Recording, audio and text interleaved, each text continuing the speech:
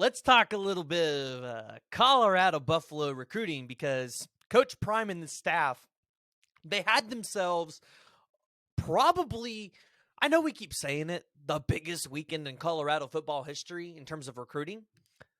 But, I mean, until you get a couple of these under your belt, yeah, it's going to be your biggest weekend in college or in Colorado Buffalo recruiting. But before we dive into it and talk about some of the players and who Deion really made some ground with, go ahead, hit that like and the subscribe button. Let me know what you guys think about the staff that Coach Prime is putting together, uh, the players that he's recruiting. Who do you think he lands in 2024? I just want to hear from you, Colorado Buff fans. What do you think about what's going on in Colorado right now?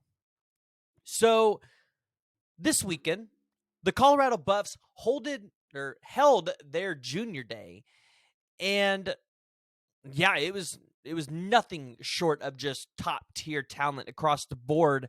It was really headlined by the 5-star wide receiver here in 2024, Ryan Wingo. Now, we're only going to focus on the 2024 recruits. I know there were guys from 25 and 26 there, but let's be honest, that's so far out because 2024 is just now starting. We really don't know a whole lot about those players yet, where they're going to land. So we're going to kind of just gloss over that for a minute. But in terms of 5-star wide receiver Ryan Wingo, per his dad, Ronnie, he said, I just want to get him out here and get a feel for the staff and see the campus. But there's been a lot of rumblings that Ryan Wingo and Coach Prime, they've made up a lot of ground here in terms of this recruitment. They feel like they're in a good spot here for Ryan Wingo. Now, it's, I think, an uphill battle because in the recruitment for Ryan Wingo, you're having to go up against the most elite of the elite schools. And right now, I think Ryan Wingo's crystal ball to end up at Tennessee. So Tennessee's got that high-powered offense with Josh Heupel. And honestly, what Tennessee is honestly what I think Colorado could be. What you have in Sean Lewis is what I think Tennessee has in Josh Heupel. You have a very good offensive coordinator, a brilliant offensive mind, somebody that I think is going to be able to come in here and draw up some just truly incredible offensive schemes. And when you look at what they're going to be able to get in terms of skill positions and skill players, Ryan Wingo is, I mean, that's top tier. Like, that's best of the best. I don't know if Coach Prime and Sean Lewis are in position to land Ryan Wingo at this moment. But like I said, talking to a couple of people and understanding what I've heard, you've heard that there was probably a lot of ground made up there. And that this staff probably feels better about the position with Ryan Wingo now than maybe they did a week ago. And you're kind of hearing that across the board with a lot of players. So before we get into the next one, you know, I've talked to a couple guys that have actually been out to Colorado this weekend. And one of the things I think that has really stood out to me is even with Colorado rebuilding this team, they want to be able to go out there and be a part of it. They want to go out there and play. They think that what Coach Prime is doing and changing the whole program from the ground up, they like it. And I know it gets some bad media narratives because of him coming in there and telling the previous players that they don't have a spot on the team and whatnot. The players are here for it. They want a coach that's going to be hard on them and going to be able to develop them for the next level. But talking about another really big recruit that they had on campus was the 4-star offensive tackle Brandon Baker. He's 6'4", 6'4.5", 285 pounds from Santa Ana, California at Mater Dei. And being one of the top tackles in the 2024 class, this recruitment, in my opinion, is extremely important because when you look at how Coach Prime has to rebuild this team, he has to rebuild it with guys that can fight in the trenches, and we've talked about that. You got to get guys that can protect your quarterback. And when you look at Brandon, he has NFL upside. Like, this is a guy that you could definitely see at the end of the 2024 cycle being a 5-star and a potential first-round pick. Now, my only concern is it's great that you get him on campus, but you're going to have to make this one of your biggest priority recruitments because Brandon Baker has already taken 8 visits to USC and 4 to Oregon. you're going to have to fight two of the biggest dogs in the California recruiting area right now. And I get it. You've got Coach Prime. You've got the appeal. But some of these players are going to go play with coaches that kind of have a track record here, right? They know what they're going to get out of these players. And we've talked about that, and I've said it on the channel here multiple times.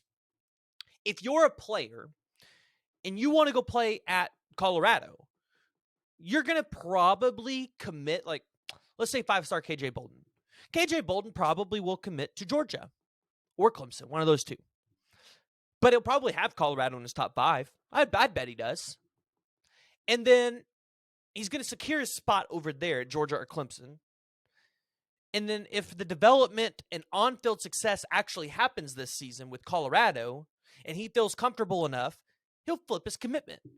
But he's going to go over here and secure his spot first because he knows Coach Prime and this staff will make a spot for him. But, well, I guess it's stupid to say that Kirby Smart and Dabo Swinney wouldn't make a spot for a top 5 player in the country.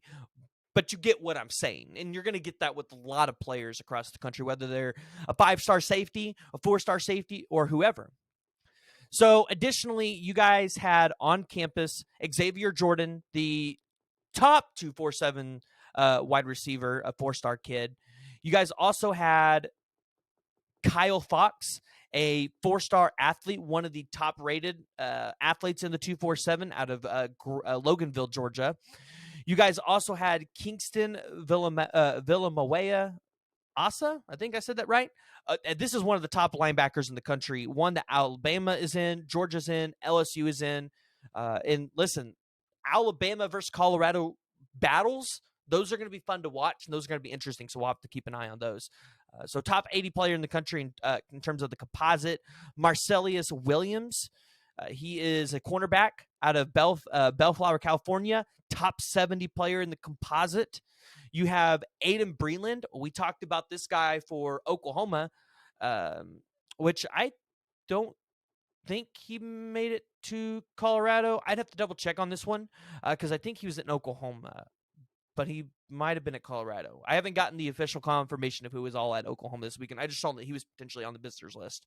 But the 6'5", 290-pound defensive lineman out of Santa Ana, California, out of Mater Dei. Again, it's a tough recruitment, but it's one that I think is winnable and one that I think Nick Williams won't have an issue going out there and winning for Colorado. Miles Lockhart, a top 300 guy in the 247 composite out of Chandler, Arizona. You had Jason Robinson, the USC commit, top 250 player out of Long Beach, California. You had Isaiah Rubin, a top 320 player out of Los Alamos, California. That's a recruitment I just don't really see you guys winning because Los Alamos High School, I think USC's got that on lock. You had Danny Okoye. I really like this kid. He is soared throughout the 247 composite. He is the 4-star edge rusher, 6'4", 241 pounds, out of my home state, Tulsa, Oklahoma. This is a guy that, if Colorado can go land him, you got a tremendous player on the defensive line. Additionally, you have Boo Carter, the 4-star athlete. I think he's going to end up playing corner, it sounds like. He was there. You had Nate Fraser, another 4-star athlete out of Santa Ana, California, and Mater Dei. Jacob Bradford out of Bay, St. Louis, Missouri, the 6'3", 240-pound defensive lineman, currently not ranked in the composite. But you guys see where I'm getting at, right? Coach Prime is going out there, and he's really trying to lock down or establish his recruiting footprint in the state of California. You heard all of the Santa Ana, California guys from Mater Dei High School. And if Coach Prime can go out there and do that, rebuilding this Colorado football program in a short amount of time, it's going to be pretty easy. And so I really like the players that you had on there. I will be interested to see who continues to visit during the spring and the summer months. I definitely want to see what spring ball looks like. And then ultimately, I think what this 2024 class looks like depends on what this 2023 season looks like for Colorado. You can go out there and only win 4 or 5 games this season. But if you can show true development in the players that you brought on the field, I think you're going to see a very successful class for Colorado. And so, like I said, it all comes down to that development with the superstar coaching staff that Coach Prime has been able to develop, and it's been truly impressive. So go ahead, jump down in the comments below. Let me know what you all are thinking about the Colorado recruiting class for 2024. Who are you guys excited to see potentially come visit? And what is one player that you want to see commit to Colorado in the 2024 cycle?